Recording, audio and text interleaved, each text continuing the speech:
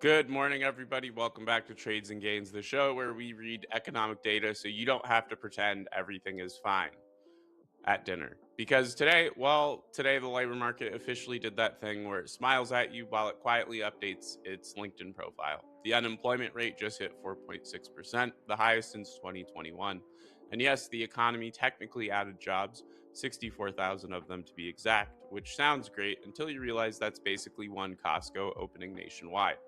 This is what economists call a quote unquote hiring recession, which is a polite way of saying nobody's getting fired, but nobody's getting hired either. So, congrats, America. You're employed, but you're basically trapped. So, let's be clear. This isn't 2008. No one's jumping out of windows. This is worse. This is quiet despair. Job growth has been basically flat since April, wage gains are slowing, and nearly 1 million more Americans are unemployed than this time last year. And the unemployment rate is rising now.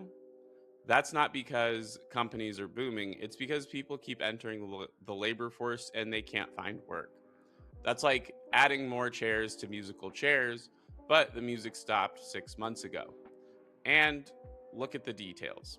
Part time workers, for economic reasons, they're up. Long term unemployment, it's still elevated, and hiring rate is at pandemic era lows. That's not what we call strength. That is economic blue balls. Now, we have low hire, low fire. It's the worst labor market that really nobody's talking about right now. This is the labor market equivalent of being ghosted by the economy. There's no layoffs, there's no offers, there's just straight silence.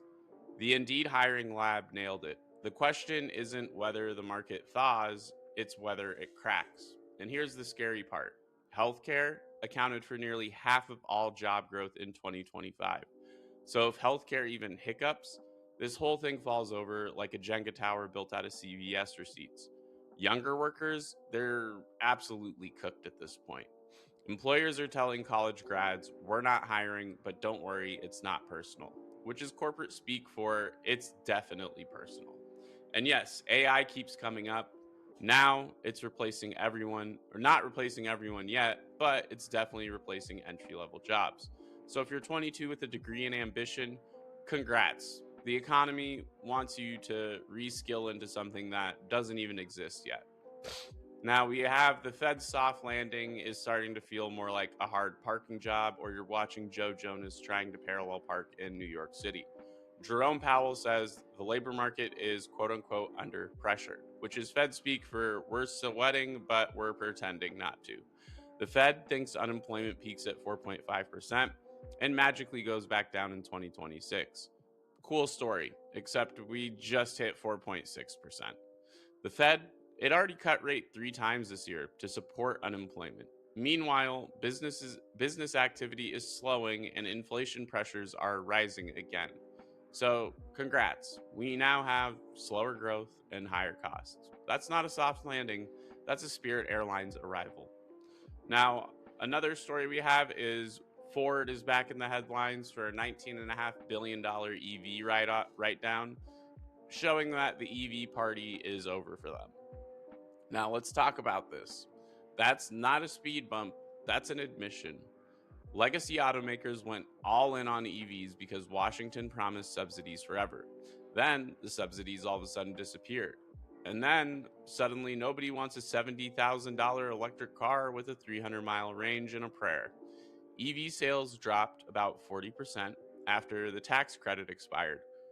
40%. And now Detroit is doing what America does best. They're going to kill innovation, they're going to pivot back to gas, and they're calling it a strategic realignment. Translation: we misread the consumer badly. And notice something: Tesla, they didn't take the hit, legacy automakers did. Because Tesla isn't selling EVs, they're selling software, autonomy, and most importantly, vibes. Now, let's talk about business activity because that is slowing down, but it seems that prices are not. And this is the part that should keep the Fed up at night. Business activity slowed down to a 6 month low, but prices paid just hit the highest level in over 3 years. So companies aren't growing, they're just charging more.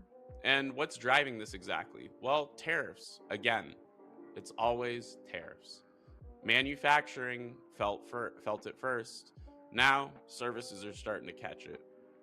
That's how inflation sneaks back in, not with a bang, but with a menu price update. The Fed is stuck in if you cut rates, you're risking more inflation. And if you hold rates, you're risking unemployment. So they'll do what they always do: talk a lot, do very little, and hope it works until Trump's man gets in there. And then I don't even want to know what's going to happen once that happens. So we're going to miss you. We're going to miss you, Jimmy Powell. I'll say that much. Now, what does this mean for 2026 exactly? Well, this isn't a recession and this isn't a boom. This is a fragile equilibrium. The labor market isn't breaking, but it's weakening. The consumer isn't collapsing, but they're stretched. Businesses aren't expanding, they're defensive. And 2026 risk isn't mass layoffs, it's something sneakier. It's stagnation that suddenly accelerates downward. If hiring stays frozen, if inflation doesn't cooperate, if AI cut entry level roles faster than it creates new ones, well, then the labor market doesn't fall, it begins to crack. So here we are: unemployment at a 4-year high, job growth barely breathing in on life support, EV dreams are being written off like a college welfare check. Inflation, it's trying to sneak back into the picture, and the Fed is praying this all resolves itself politely. This economy isn't broken, it's just tired. And tired systems don't explode. They fail they quietly fail over time, which means the biggest risk ahead into 2026 isn't panic, it's complacency.